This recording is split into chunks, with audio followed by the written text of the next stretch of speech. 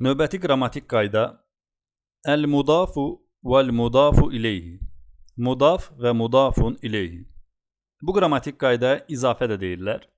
Sadə dillə izah etsək, bir ismin digər ismə artırılması deməkdir. Misal olaraq, Kitabu Muhammedin, Muhammedin kitabı.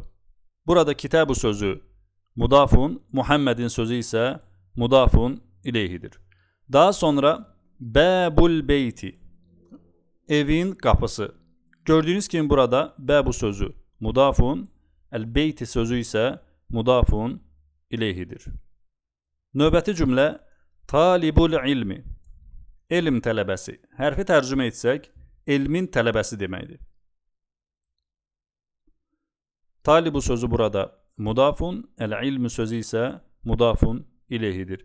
Burada diqqət ediləsi məqam odur ki, mudafun ileyhi gələn sözlərin hərəkəsi daima kəsra olur. Fərq etməz, tənvin kəsra və yaxud kəsra. Mudafun isə, yəni birinci söz isə qrammatik qaydalardan təsirlənərək hərəkəsini dəyişə bilər.